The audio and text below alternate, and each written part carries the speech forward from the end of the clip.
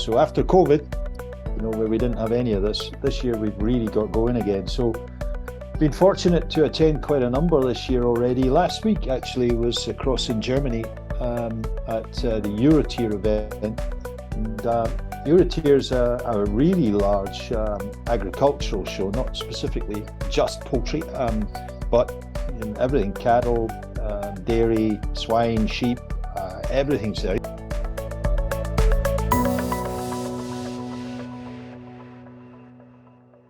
Welcome everyone, this is MTech Accelerate. My name is Nikolai Shitikhin and I have Jim Johnston with me. How you doing, Jim?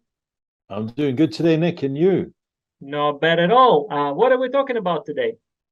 Well, absolutely. I mean, these are pretty focused events around agriculture or poultry, depending on which particular exhibition you're looking at. But there were exhibitors, companies that have something to sell to the industry, rent space, rent booths or stands, and exhibit their wares, meet their customers, meet new customers, and they are quite a good way of companies getting out there, getting their products out to customers and new customers, and getting to meet people. So they happen kind of all over the world. There's some big agricultural events and poultry events that we get the pleasure of attending through MTech in terms of having an exhibition booths and space on these exhibitions. So I know you've been very busy recently traveling the world. So if you could tell us a little bit about the shows that you visited last and what they were all about. So after COVID, where we didn't have any of this year we've really got going again. So been fortunate to attend quite a number this year already. Last week actually was across in Germany at the Euretier event.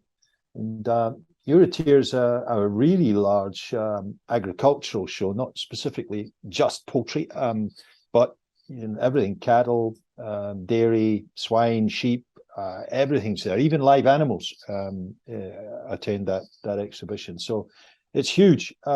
There was 106,000 visitors last week at that event, and it was really good footfall. I enjoyed it. We were exhibiting from an MTech point of view, and we had some really good interactions, some good meetings. And then about a month ago, I did a bit of a tour of the Middle East. So I had I stopped in at Agrina, which is the exhibition that's run in Cairo, in Egypt. That was an interesting exhibition. It happens every year. From there, I also went to Riyadh.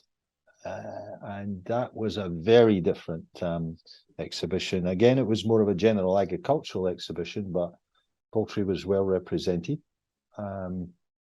Really strong in the Saudi Arabian industry is expanding. It's looking to grow at a significant scale over the next 2 or 3 years, and therefore it was a great opportunity for companies to show their equipment and what they've got to offer and their technology to potential customers who have money and who have plans to expand. And so great energy level, super footfall at that event, and it was very, very positive. So the poultry world pretty much shares quite a lot of same problematics and issues all around the world, right? But are those shows share the same type of themes and topics between Europe and Middle East, or it's completely different? Like one show is all about IoT and technology, and the other one is about pharma or alarm systems or something like that, or are they kind of similar?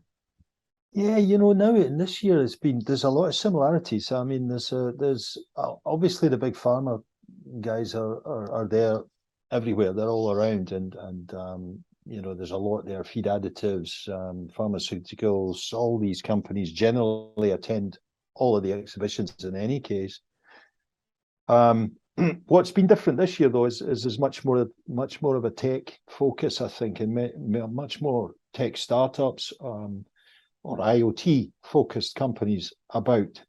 Whether that's the bigger hardware companies selling their particular IoT solutions, or what I see more nowadays is smaller companies exhibiting themselves and their own particular technology, whether that be cameras or artificial intelligence tools and things. So this year there's been many more smaller companies, but if you look at the differences between, I mean, there's a lot of IoT stuff around now. There's just a huge amount. There'd be slightly less focus on that in the Middle East, for example. They're there, but there's slightly less focus. But last week in Germany, there was just a tremendous number of little businesses, new startups, or even established businesses over the last 3 or 4 years, trying to sell and market their particular IoT type solutions. Right. Yeah, I think it shows are evolving for sure over the years. I think generally, right, this year there's just huge relief on everybody's part to attend shows again and exhibitions again because of the 2 COVID years. I mean, everyone is just so excited to meet up. So it's kind of very much a networking event. This year has been great to sort of network with people and meet people again that we haven't seen for 2 or 3 years now. That creates its own excitement and its draw in terms of getting visitors in through the doors. I also genuinely think that the organizers of the exhibitions are really trying to leverage it much more nowadays in terms of talks, workshops, training events around. So it's becoming a bit bigger in terms of not just an exhibition for showing your wares to potential customers, but also workshops, speakers on topical issues, whether that's sustainability or IoT. Or the latest kind of gut health type products that will help the industry. So there's a lot now starting to get built on around these exhibitions. That's changing, it's evolving, and I guess trying to leverage people being in the same place a bit more than just letting people see equipment. So that definitely is moving. Most of these exhibitions now would definitely have that kind of conference itinerary going on around about the exhibition itself. It's become a much stronger part of the full experience. So networking, strong conferencing, listening to people who get into that country maybe only once or twice a year, talking, is all becoming a much bigger part of this whole exhibition experience. Coming back to those startups, I know that it's a very big topic, and it's getting bigger because some of the exhibitions are really even having a special places for those smaller companies to represent themselves.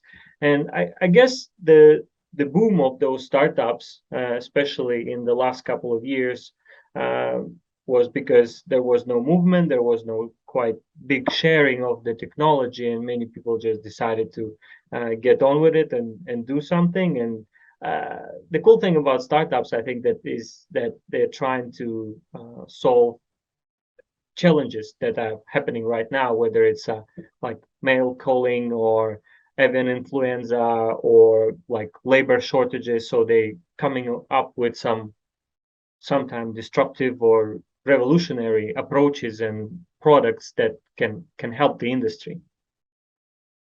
Yeah, you're absolutely right. I get very excited about some of the stuff I've seen in the last couple of weeks at exhibitions, and maybe it's because we've had that 2, maybe 3 year gap because of COVID and lack of exhibitions, but there's been a big jump in terms of people's development and startups. There's a lot more startups, particularly, as I say, last week in Germany. They were very obvious. But we've had 2.5 years during COVID where, people have been locked away developing their particular solutions and concepts, and that's all very much out there now. So it's quite stimulating to see the amount of development that's going on, and to see the different sort of technologies and how people are trying to solve real problems for the industry, like mail sexing in the commercial layer sector, for example. That there's a number of solutions that have come up to being commercialized over this last 2 or 3 year period, and similarly, whether it's IoT solutions, weigh and feed in bins, different ways of doing that. There's a whole range of solutions being developed quite rapidly over the last couple of years. I suppose that, Nick, would be no I mean, 2 years is a long time in developing Yeah. these things. You know, where there's such a turnaround you can achieve in a 2 year period. So I suppose it's great to see the results of all the efforts that's gone in from some of these small startups and the new ideas that are there, obviously, to help the industry deal with real challenges, and the focus that these startups have had over a 2 year period, and you know, what they've got now to offer the market. It's been a big jump, obviously, because I guess through not having exhibitions, we've not kind of followed their story through that period. Yeah. It's been nothing, and they've been away, busy working away, and then you suddenly have something that's really nice, commercialized, and you know, fit for purpose at the end of it, which is kind of new to everybody seeing it for the first time at exhibitions now. But for me, it's a very good sign, you know, that the industry is attracting more technology, more younger people, because now if you look at the like a job market, you will see all of those engineers, developers, coders, QA, all of those people are at high demand, and that those people come into our industry. I think it's a great sign, and it's good for overall industry, because you know, they bring new energy, new ideas, and they can kind of challenge this market to, you know, do something new that will actually change the game.